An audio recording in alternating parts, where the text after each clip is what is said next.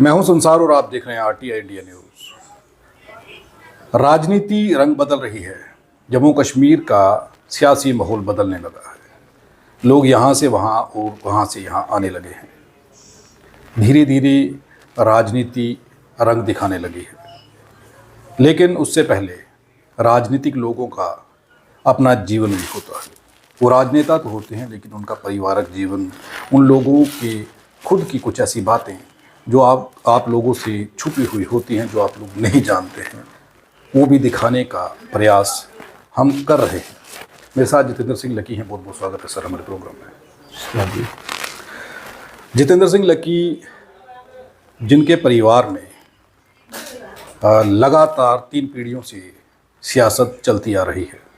शायद आप लोग जानते हैं या नहीं जानते, लेकिन स्थानीय लोग ये जानते हैं। एक ऐसा वक्त जब इन्हें लोगों ने ज़बरदस्ती इलेक्शन लड़ने के लिए कहा और इन्होंने इलेक्शन लड़ी, और बड़ी बात ये कि ये जीत भी गए। क्या कहानी है, उस कहानी को आप तक पहुंचाने का प्रयास हम कर रहे हैं। जितेंद्र जी, आपके परिवार में ये कहा जाता है कि सियासी माहौल रहा है। आपके दादाजी, फिर आपके पिताजी और फिर आप सियासत में लगातार बने हुए हैं। क्या माहौल रहा है परिवार का?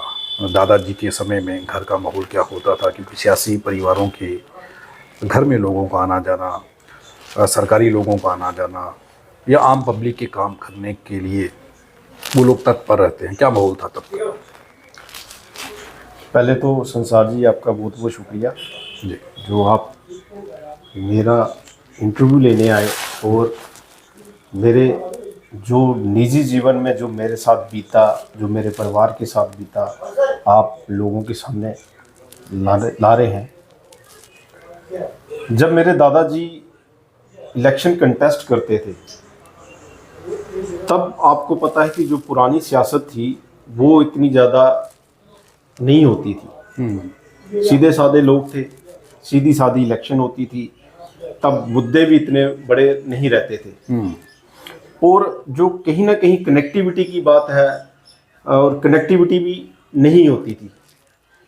तो सिंपल इलेक्शन होती थे, सिंपल कामकाज होते थे, लोगों का ज़्यादा से ज़्यादा होता था गली नाली बन जाए, तो कहीं राशन कार्ड का या कुछ और पानी की सुविधा का हो जाए, बस यही मुद्दे होते थे तब।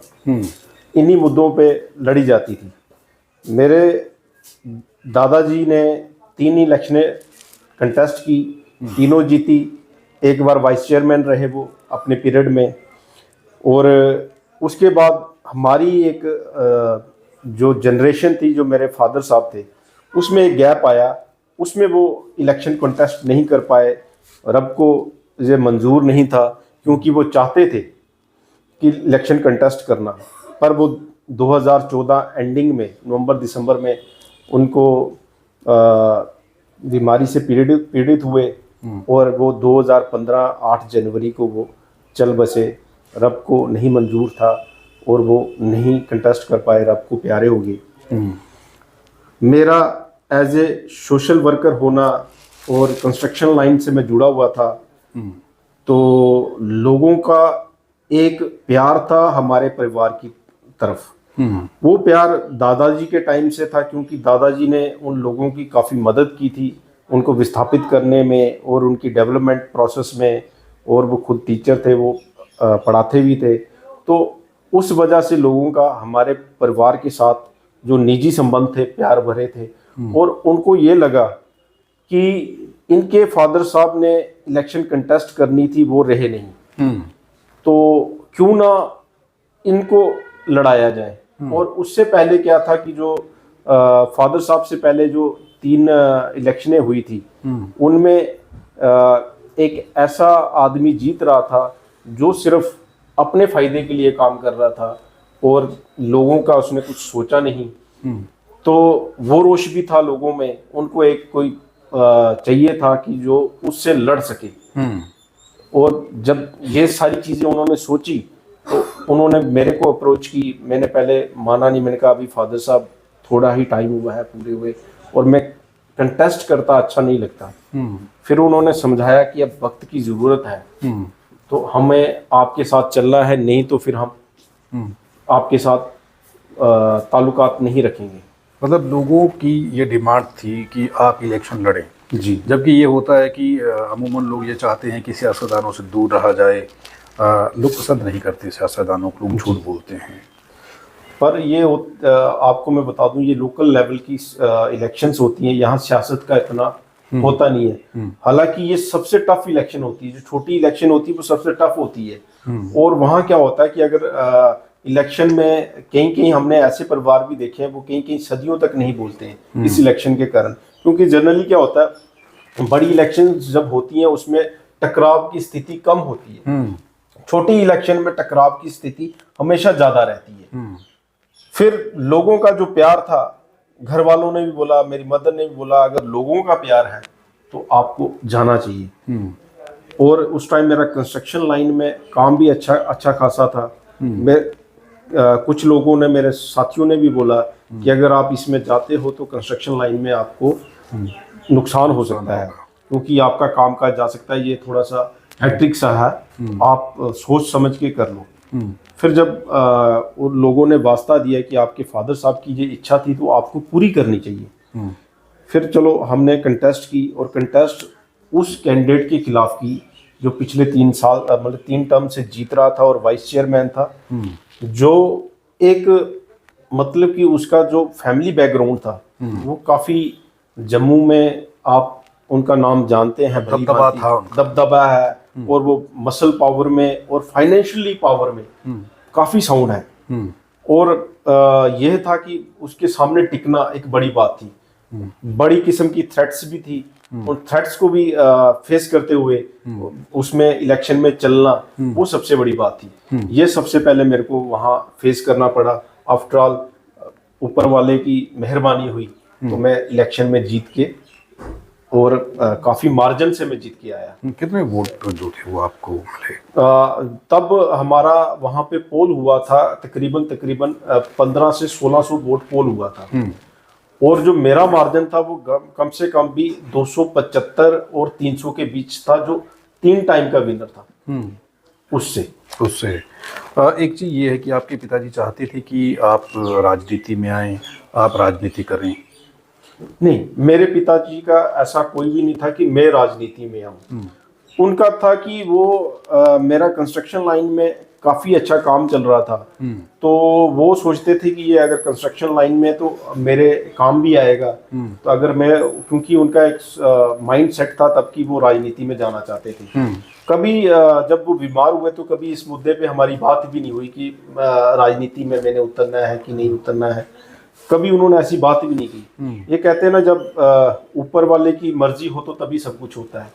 तो मेरा भी ऐसा कोई माइंड नहीं था, पर कुछ लोगों के कारण, और उन्होंने, मैं जनरली आपको एक बात बता दूं कि उन लोगों ने मेरी ऐसे बाजू पकड़ के बोलते हैं कि आपने अपने पापा का सपना पूरा करना है कि नहीं करना है, हमारी जो आपसे उम्मीदें हैं आपने उस पर आना है कि नहीं आना है।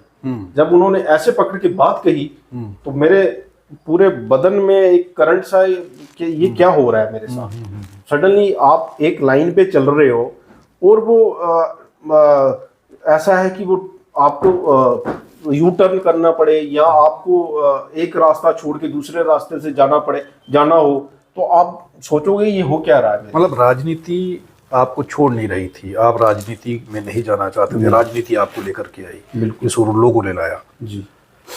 उसके बाद में जब आप इलेक्शन जीतते हैं, कोई एक्सपीरियंस नहीं था आपको राजनीति का।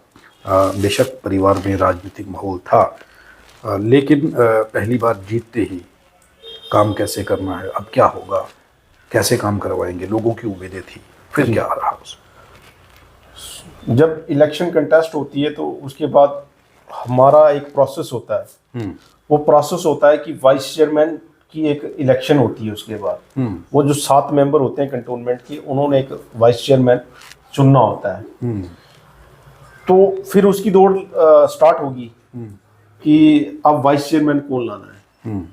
अब वाइस चेयरमैन में क्या हुआ, जो 7 मेंबर थे, 7 में 3 एक साइड हो गए, एक साइड हो गया। बाकियों की बात चल रही है जिसमें मैं भी था। मैं अभी तक किसी से मिला नहीं था, तो बात चलती है जी, हमने करना है। कुछ लोगों ने अप्रोच की कि हमें वोट दो आप, हम अपना वाइस चेयरमैन बनाएंगे, तो आप हमारे साथ आ जाओ, और आपके पास एक्सपीरियंस नहीं है, ये है वो है। मैंने कहा इसमें एक्सपीरियंस की क्या बात है? जब आप स्कूल जाते हो आपको लिखना पढ़ना नहीं आता है। जब स्कूल जाते हो आपको लिखना पढ़ना नहीं आता, स्कूल में सीखते हो आप। तो मैंने कहा इसमें तो कोई बड़ी बात नहीं है। तो फिर करते करते हमारी बात चली, मेरे साथ 2 मेंबर आए, उन्होंने बोला हम अपना बनाते हैं। मैंने कहा ठीक है, हम बनाते, पर हमें चौथा चाहिए। चौथा हमारे साथ कोई भी नहीं आ रहा था। अल्टीमेटली क्या हुआ, जो हम 3 थे, हमने कहा भाई हमने किसी एक को तो लीड करना पड़ेगा ना, पहले वो तो डिसाइड करो, हम वो उस चीज पे तो चले। वो अलबत्ता क्या हुआ कि जब वो बात चली तो कहते फिर कैसे डिसाइड होगा?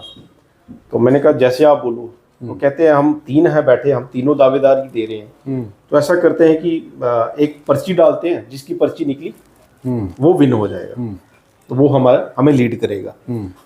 जब पर्ची डाली तो यकीन माने मेरा एक अंदर से विश्वास था, रब जाने मेरे को भी समझ नहीं आई क्या हो क्या रहा है, तो अंदर से विश्वास का ये मेरी पर्ची है। उठाई भी उन्होंने, उठाई, एक बाहर से बुलाया उससे उठवाई। तो जब वो खुलती है तो मेरा नाम आता है। कहते ठीक है डन, आपका हो गया नाम, अब आप ही लीड करेंगे। और देखो लक की बात, अब इसमें यहाँ से डन होता है। दूसरे तीसरे दिन हमारी कैंटोनमेंट में जब ऑफिस में मीटिंग होती है, वहाँ वाइस चेयरमैन का चुनाव होना है, हम बैठे हैं सारे 7 के 7 मेंबर और बाकी बोर्ड बैठा है। तो वो कहते हैं जी आप किसको प्रपोज कर रहे हैं? जो मेरे साथी थे उन्होंने मेरे को प्रपोज किया, दूसरे ने अपना साथी प्रपोज किया, एक जो था वो अपने आप को खुद ही प्रपोज कर दिया। अब उसमें क्या हुआ कि उन्होंने कहा ठीक है जी आप ऐसा करो, यहाँ तो ड्रा वाला सिस्टम आ गया कि आपका जो है ना इनका बन पाएगा ना इनका बन पाएगा, और तो एक तो अकेला है, उसका तो मतलब नहीं है। अब वहाँ भी कंफ्यूजन क्रिएट होगी। तो वहाँ वो कहते हैं कि अब जो प्रोसेस है वो प्रोसेस अब ड्रा ऑफ लॉट की तरफ से होगा, वही पर्ची फिर से वही होगी। अब वहाँ पर्ची की बात आती है तो मैंने 5 मिनट का टाइम मांगता हूँ, क्योंकि मैं चाहता था कि हम सब मिलजुल के चलें। तो मैं क्या करता हूँ, मैं उठता हूँ, मैं दूसरे ग्रुप को भी बुलाता हूँ। मैंने कहा हमने जब आए हैं, लोगों की उम्मीदों पे आए हैं कि लोगों के हमने काम करने हैं, अगर हम एक दूसरे की खींचातानी करेंगे काम नहीं होंगे। आप ऐसा कीजिए, अब जो माहौल है वो आ गया है पर्ची पे, तो ऐसा करते हैं, पर्ची डलनी है इस ग्रुप की, एक मेंबर की जो लीड कर रहा है और एक मेरी। तो हम ऐसा करते हैं जिसकी पर्ची निकलेगी वो 2.5 साल ले लेगा, जिसकी नहीं निकलेगी वो दूसरे 2.5 साल ले लेगा, जिसकी पहली पर्ची निकलेगी वो पहले 2.5 साल ले लेगा, दूसरे 2.5 साल। उस ग्रुप की तरफ से ये कहा गया अगर हमने लेने हैं तो पूरे लेने, नहीं तो नहीं लेने। मैंने कहा ठीक है ये आपका जवाब है। मैंने कहा ठीक है फिर अब पर्ची पे चलो। जब पर्ची पे आए फिर वही कॉन्फिडेंस मेरे को अंदर से जागा कि पर्ची ये मेरी निकलेगी। वही बात हुई, जब वो पर्ची निकाली, पर्ची फिर से मेरी निकली। और मानो कि मैं जब तक वाइस चेयरमैन रहा वो लंगड़ी कुर्सी पे रहा हूँ, मतलब कि जिसके 3 पैर थे चौथा था ही नहीं, और उस पर मैं चलता रहा। तो उसके बाद इसमें एक चीज़ और है कि मीडिया एग्जैक्ट पोल दिखाता है इलेक्शन से पहले कि ये होने वाला है, और काफ़ी हद तक वो चीज़ें होती हैं। ये बताया जा रहा है कि जब 2014 या 15 का समय था, वो काफ़ी सारा मीडिया ये दिखा रहा था कि अब कुछ पल के बाद ये होने वाला है, लेकिन आप कहीं पे भी फाल नहीं कर रहे थे। आखिर तक 7 लोग थे और 7वां नंबर आपको वो गिन रहे थे। फिर अचानक से पासा कैसे पलटा? एक्चुअली हर कोई एनालाइज करता है कि वो अपनी तरफ से एक आंकते हैं, एक अनुमान लगाते हैं कि किस तरीके से इस इलेक्शन में कौन विन हो सकता है। उन्होंने अनुमान ये लगा के रखा हुआ था जो पिछले 3 बार का जीता हुआ है वो एक मसल पावर वाला भी है, फाइनेंशियली साउंड भी है, और ये टिक नहीं पाएगा, ये लड़का छोटा है वो टिक नहीं पाएगा। तो वो उस तरीके में जब वो एनालाइज करते थे तो मेरे को हमेशा 7वें नंबर पे रखते थे। हालांकि जो मेरे से बाकी और कैंडिडेट थे वो इतने ज्यादा स्ट्रांग भी नहीं थे, पर वो ये फिर भी उनको रखते थे। कहीं ना मेरे को अब उनका एनालाइज समझ नहीं आया कि वो जहाँ तो वो करवाया जा रहा था, जहाँ करवाया जा रहा था पैसे दे के, तो यहाँ फिर ये देखते थे कि वोट किसका शेयर किस कैसे है, वो शायद कास्ट क्रीड या उस तरीके से भी आंकलन लगाते थे। बट वो जब रिजल्ट आया तो रिजल्ट एकदम उल्टा आया। तो जब वो फिर से मेरा इंटरव्यू लेने आए जो पत्रकार दोस्त मेरे, तो मैंने बोला ये आपने तो हमेशा मेरे को 7वें नंबर पे रखा, आज आप मेरा इंटरव्यू लेने आए, तो मैंने उनसे सवाल पूछा आज आपको कैसा लग रहा है कि आपका एनालाइज जो था वो गलत, अनुमान आपका गलत हुआ है, तो वो कैसा लग रहा है आपको? तो वो कहते नहीं चलो पॉलिटिक्स में ऊपर नीचे होता रहता है, हमने तो अनुमान लगाना होता है। चलो ठीक है, उनका अपना अनुमान था, हम उसमें कुछ कह नहीं सकते। इसमें सबसे एक मजेदार बात रही कि जो मेरा रिजल्ट था वो 11 बजे क्लियर हो गया था। अभी इलेक्शन 8 बजे सुबह पोलिंग स्टार्ट हुई, तो मेरे को 11 बजे क्लियर हो गया था। क्योंकि वो हुआ क्या कि एक कहते हैं अंदर से भी आपको आवाज आती है, वो आवाज आपको बता रही थी कि आप जीत गए हो। और लोगों का समर्थन भी तो लोगों की स्माइल, लोगों का मिलना, वो एक दर्शाता था कि ये अब मेरे साथ चल रहे हैं। और मजेदार बात बताऊं कि जो मसल पावर वाला था उसने बड़ा टेंट लगाया, लंगर शंगर लगाया हुआ था और वो चल रहा था। तो वो मेरे को आके कहता है लकी मेरी दुकान पे देख कितना रश है। तो मेरे को एक अंदर से आवाज आई, मैंने कहा चाचा जी ये रश आपकी दुकान में जरूर है, सामान कहीं और से ले रहे हैं। ये मैंने उनको तब अल्फाज बोले, मैंने कहा ये रश है खाली, सामान कहीं और ले रहे हैं ये। तो जब वो शाम को जब रिजल्ट आया तो मैंने बोला चाचा देखो सामान कहीं और से ले गए, आपकी दुकान पे खाली रश ही रह गया। अच्छा, एक चीज़ ये है कि आपने कहा कि मैं नौकरी नहीं करना चाहता था, मैं बंदिश में नहीं रहना चाहता, मैं किसी की हुक्म की तमील नहीं करना चाहता था। ये आप ऑफ द रिकॉर्ड जो बात हो रही थी। लेकिन राजनीति में आने के बाद 24/7 लोगों की सेवा करनी होती है। कभी भी आकर के वोट देने वाला व्यक्ति आपके गेट को नॉक कर देता है, आपका दरवाज़ा खटखटाता है, आप उठाता है, उठिए मुझे ये परेशानी है। ये चुन लिया आपने, नौकरी नहीं की। दरअसल नौकरी और समाज सेवा में बड़ा जमीन आसमान का फर्क है। नौकरी जब हम करते हैं वो सरकार से कुछ लेने के लिए हम करते हैं, और जब हम किसी से ले रहे होते हैं तो हमें सिर झुका के उनका फैसला भी सुनना पड़ता है। वो चाहे सही है चाहे गलत है, वो आपको ऑर्डर मानना पड़ता है। वो कंपैरिजन इसके साथ ये नहीं था। मेरा कंपैरिजन ये था कि मैं किसी के नीचे सिर झुका के काम नहीं कर सकता। अगर गलत है तो गलत बोलना है, सही है तो सही बोलना है। लोगों, आज भी आप मेरी वार्ड में जाके मेरे लोगों से एनालाइज करेंगे, वो कोई भी एक आदमी ये नहीं बोलेगा कि हमने इसका दरवाजा खटखटाया आधी रात को तो खुला नहीं। उनके लिए खुलता है और खुलता रहेगा जब तक ये श्वास है, इस जान में जान है, वो लोगों के लिए है और लोगों के साथ चलूंगा, लोगों के काम करूंगा। आखिरी सवाल है, राजनीति में तो आप थे ही, लेकिन अब राजनीतिक पार्टी के तौर पर आपने नेशनल कॉन्फ्रेंस को चुना। कल ही आपने नेशनल कॉन्फ्रेंस का दामन थामा है। क्या सोच कर के, क्या उम्मीदें लेकर के, क्या डिमांड्स लेकर के, और लोगों ने क्या कहा? क्या लोगों के कहने पर आप नेशनल कॉन्फ्रेंस में गए हैं या ये आपका खुद का डिसीजन है?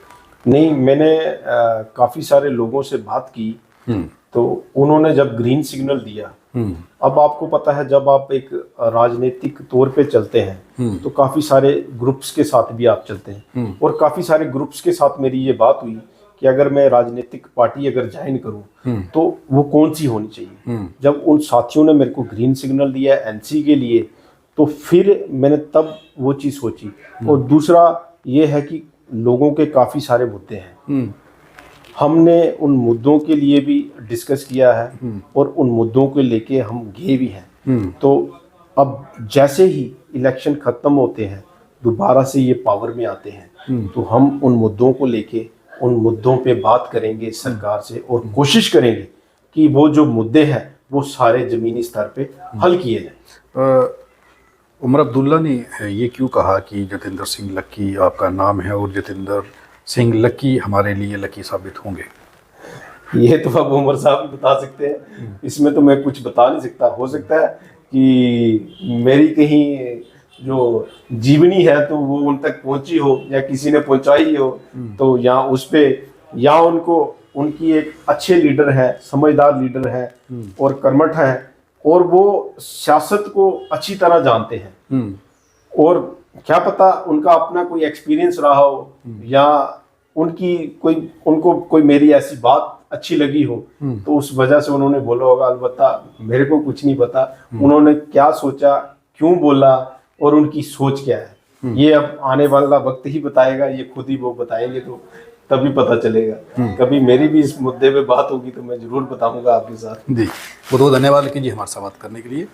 अब साहब, अगर आप भी चाहते हैं कि RTI इंडिया न्यूज़ आप सबकी आवाज़ इसी प्रकार उठाता रहे तो RTI इंडिया न्यूज़ की आर्थिक सहायता करें। हर माह 99 रुपये दे करके RTI इंडिया न्यूज़ की सपोर्ट करें ताकि RTI इंडिया न्यूज़ इसी प्रकार आपके मुद्दों को उठा सके और सरकार के कानों तक पहुंचा सके।